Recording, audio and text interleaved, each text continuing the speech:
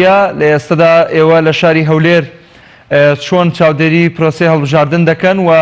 پرۆسەکە چۆن دەبینن؟ ئایا هیچ خروقاتێک یاخود شتێکی نەخوازرا و ناهەموار ڕوویداوە لە پرۆسەی هەڵبژاردن لە هەولێر؟ بەناوی خۆی گەورە و میهرەبان،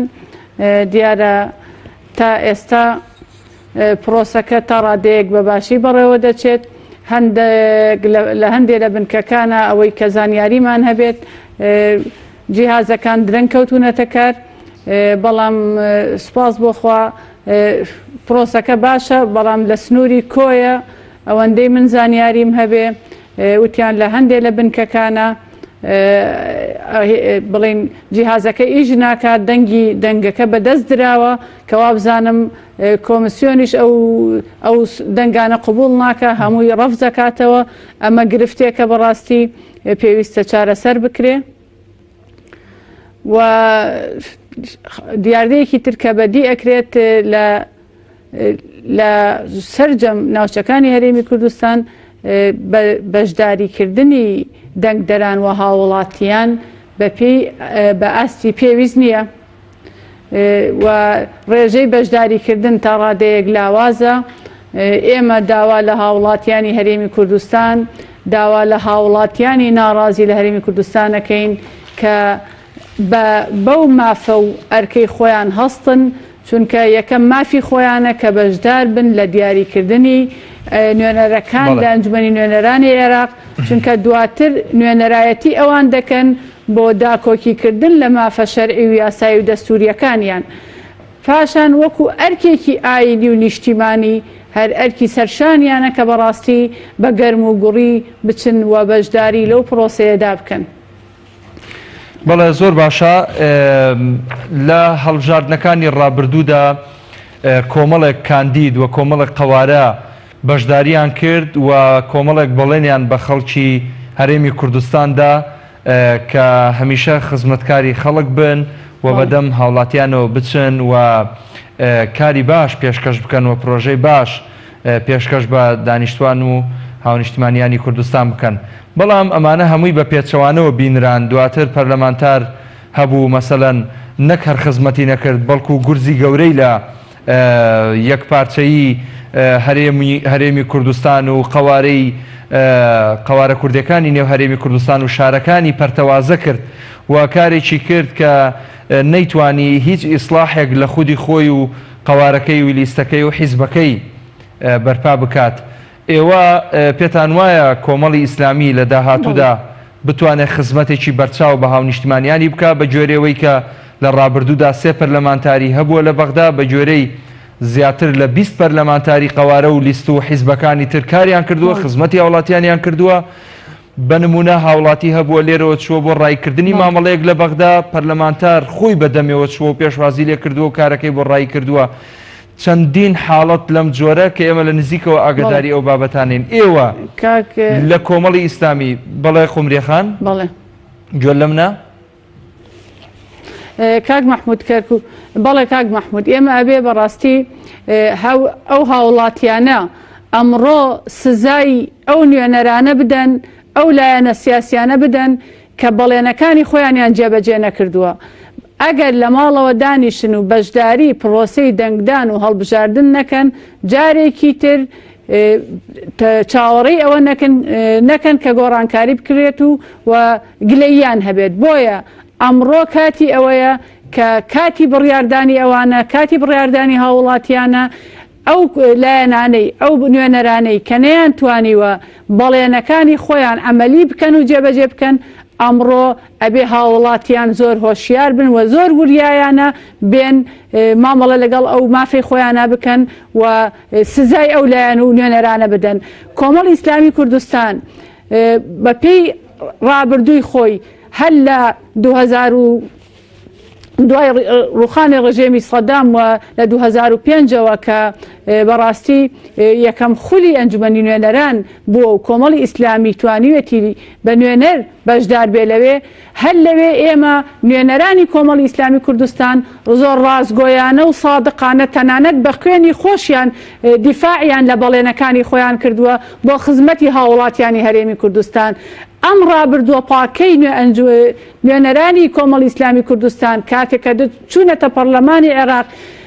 تەنها نوێنەری کۆمەڵی ئیسلامی کوردستان نەبوون بەڵکو نوێنەری سەرجەم هاوڵاتیانی هەرێمی کوردستان بوون و خۆیان بە نوێنەری عێراقیەکانیش زانیوە و توانیویانە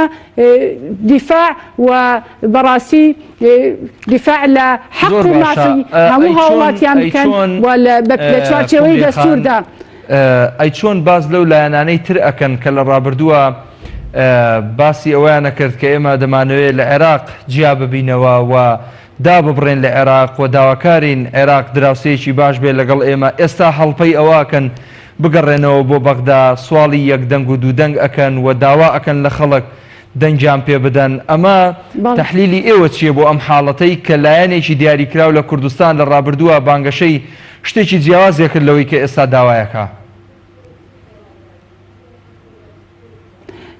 بەڵێ ئەو لایەنە دیاریکراوەیش کە لە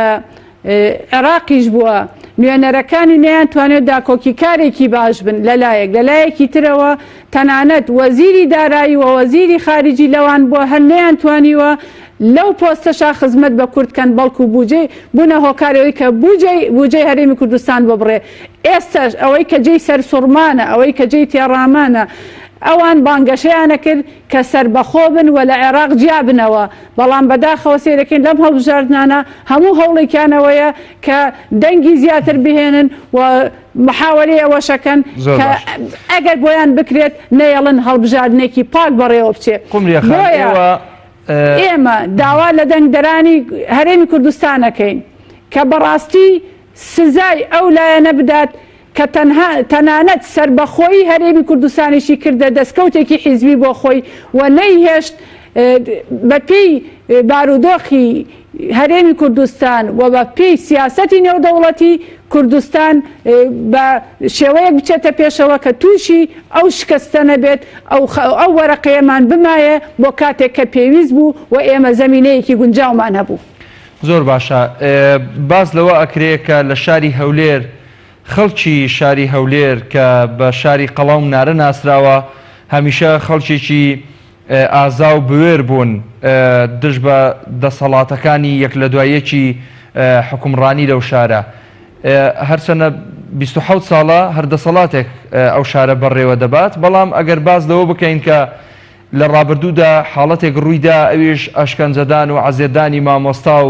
و دەرنانی مامۆستایان و فەسڵکردنیان و تێهەڵدانیان کۆمەڵێک کاری نابەجێ و نادروست بەرامبەر بە چینێک لە هەرە چینە گرنگەکانی ئەم کۆمەلگایە کرا ئەویش مامۆستا بوو. ئێوە ڕاتان چییە لەو حاڵەتانە پێتان وایە لە داهاتوودا ئەم جۆرە حاڵەتانە دووبارە ببێتەوە ئەگەر نوێنەرێکی ئازا و بوێر بچێتە بەغدا و مافەکانی ئەو مامۆستانە دەستەبەر بکات و بودجە و موچە و قوتی مامۆستایان بجێڕێتەوە بۆ هەولێر و بۆ تەواوی ناوچەکان؟ بەڵێ دانیشتوانی شاری هەولێری خۆشەویست ئەو دانیشتوانانن کە شاری هۆلاکۆ بەزێنن ئەو هاوڵاتیانن کە زیاترین پابندیان بە ئاینی پیرۆزی ئیسلامەوە هەیە و قەناعەتیان بەوە هەیە کە ئاینی پیرۆزی ئیسلام ئەتوانێت سەرچاوەیەکی باش بێت بۆ یاسادانان و نوێنەرە ئیسلامیەکان ئەتوانن داکۆکی کارێکی باش بن لە مافەکانیان بۆیە ئەمڕۆ کاتی ئەوەیە بەڕاستی پارێزگاری لە پێگەی مامۆستایانی ئاینی و زانایانی ئاینی بکرێت لە هەولێری خۆشەویست پارێزگاری لە پێگەی مامۆستایانی پەروەردە بکرێت و پارێزگاری لەو خەڵکە مافخراوە بکرێت کە بەداخەوە دەسەڵاتی ئەسکەرتاریەت لە هەولێر پێشێلی مافەکانیان دەکات و شەق لە مامۆستا هەڵەدا لە سەر شەقامەکان کاتێک کە مامۆستایەک دێتە سەر شەقام داوای مافی سەرەتایی خۆی دەکات خوێنی مامۆستایەکی ئاینی ئەڕژێت کاتێک کە مامۆستایەکی ئاینی دێت ئەوێت لە بەرەی خەڵک و لە بەرەی جەماوەردا بێت منبەرەکانی هەولێر مزگەوتەکانی هەولێر ناهێڵن مامۆستاکان ئازادانە وتار بدەن کە خەڵکی هەولێر هۆشیارکەنەوە کە بەتایبەت لەلایەن پەروەردەییەوە لەگەڵ واقعی ئەمڕۆدا و ئەمە ئەمڕۆ ئەرکی هاوڵاتیانی هەرێمی کوردستان و هاوڵاتیانی پایتەختی هەرێمی کوردستانە چیدی نەهێڵن ئەو پێشێلکاریانە و ئەو قۆرخکاریانە بەردەوام بێت. هاوڵاتیانی هەرێمی کوردستان لە خۆپیشاندانەکانە هاوڵاتیانی شاری هەولێر سەرماندیان، ئەمانیش ناڕازین، ئەمانیش دەنگی ناڕزایی زۆرە لێرە، بەڵام بەهۆی ئەو حکومە ئەسکەرتاریەتەوە کە شەق لە مامۆستا هەڵەدا شکۆی مامۆستا ئەشکێنێ نەیانتوانیوە پێشتر چەند ساڵی ڕابردووە ژاری هەڵبژاردنەکان بکەن بۆ ئەوەی بتوانن داکۆکیکارێکی باش لە مافە دەستوری و ئاین و شەرعیەکانیان بنێرن بۆ ئەنجومەنی نوێنەران. ئەبێ ئەمڕۆ بڕۆنە سەر سندوقەکانی دەنگدان، بە تایبەت ئەم دەنگدانەی ئێستا تایبەتمەندی هەیە، جیاوازە، تا ڕادەیەک تەزویر نییە، مەگەر لە کۆتاییە ئەبێ دەنگدانەکە ئەلکترۆنیە. من خۆم بەشداریم کردووە، من ناتوان بڵێم 100% پرۆسەکە نەزیهە، بەڵام ئیرادەی هاوڵاتیان ئەتوانێت گۆڕانکاری بکات و ئەتوانێت ئەو قۆرخکاری ئەو پێشێلکاریانە نەهێڵێت و ئەتوانێت شایستەیەکانی خۆی بەدەست بهێنێت بە دیاریکردنی ئەو نوێنەرانەی کە ڕابردویان پاکە دڵسۆزن و بەڕاستی ڕاستگۆن لەگەڵ بەڵێنەکانیانە. بەڵێ ئەو دەسەڵاتە خۆسەپێنە هەڵبەتە بەشێکیان بەشێک لەو دەسەڵاتە بەشێک لەو هێزە عەسکەریەی کە لە هەرێمی کوردستان هەبووە، هەڵبەتە هەمووی نا بەشێکی کەمینەی خۆسەپێنی حیزبی لە ڕابردوودا باسییان لەوە دەکرد کە ئەگەر بستێک هێزێکی دەرەکی یاخود هێزێک لە دەروی هەرێمی کوردستانەوە بستێک بێتە ناو خاکی هەرێمی کوردستان ئەم خاکە ببەزێنێ و ئیرادەی خەڵکی هەرێمی کوردستان بشێنێ، ئێمە هەرگیز ڕێگە بەوە نادەین و بە خوێنی خۆمان ڕوبەڕووی ئەم حاڵەتە ئەبینەوە. دواتر ئەومان بینی کە ڕێژێکی زۆر و بەرچاو کە دەگاتە لە 150 بۆ 50 خاکی هەرێمی کوردستان فرۆشرا. لە 150 خاکی هەرێمی کوردستانیان فرۆشت و لە 150 خاکی هەرێمی کوردستانیان فرۆشت لە کاتێکە خوێنی هەزاران پێشمەرگە بۆ بەدەستهێنانەوەی ئەو خاکە ڕۆژا لە هەرێمی کوردستان. کۆمەڵێ دایکمان جەرگی سووتە، کۆمەڵێ ئافرەتمان بێوەژن و بێ هاوسەر بوون، بەڵام بۆ بەرژەوەندیەکانی خۆیان بۆ پاراستنی کورسیەکەی خۆیان حازر بوون هاوڵاتیانی هەرێمی کوردستان و تەنانەت بەشێک لە خاکی هەرێمی کوردستان کە بە خوێن و ڕەنج و ماندووبوونی هاوڵاتیانی هەرێمی کوردستان و پێشمەرگەکانی هەرێمی کوردستان بەدەساتە بوو بیدەن بەدەستەوە. ئەمەش ئەوە ئەگەیەنێت کە پێویستە هاوڵاتیانی هەرێمی کوردستان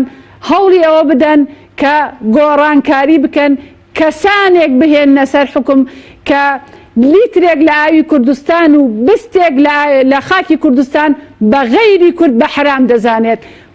پێویستە داکۆکی کارێکی سەرسەخت بهێنە سەر حکم و بینێرن بۆ ئەنجومەنی نوێنەرانی عێراق کە داکۆکی لە سەرجەم مافە دارایی و ئابووری و سیاسیەکانیان بکات. بۆیە دەستوریەکانیان بێ کەسێک بنێرن بۆ ئەنجومەنی نوێنەران کە ئەو مادە دەستوریەی کە جەخت لەوە دەکاتەوە کە ئاینی پیرۆزی ئیسلام سەرچاوی سەرەکی یاسادانان بێت، نەک کەسێک بنێرێ کە بێوێت دژایەتی ئەو مادە دەستوریە بکات. بۆیە بەڕاستی کاتی ئەوە هاتووە نەهێڵین ئەو کەسانەی کە داهاتی هەرێمی کوردستان، داهاتی بیرەنەوتیەکانی هەرێمی کوردستان و داهاتی خاڵە سنووریەکانی هەرێمی کوردستان، داهاتی مەتاڕەکانی هەرێمی کوردستانیان خستوەتە خزمەتی خۆیان و حیزبەکانیان و خزمەتی بنەماڵەکانیان. دانیشتوانی هەرێمی کوردستان، هاوڵاتیانی هەرێمی کوردستان ئەگەر ئەمڕۆ بڕیار نەدەن، ئەگەر ئەمڕۆ هیممەت نەکرد، سبەی دوو سبەی نابێ گلەیی بکەن. بەڵێ زۆر سپاس بۆ بەڕێز خات و قومریە بەرزنجی لە شاری هەولێرەوە لەگەڵمان بووی. سپاس بۆ زانیاریەکانت، هەروەها سپاس بۆی لەم گفتوگۆیە ئامادە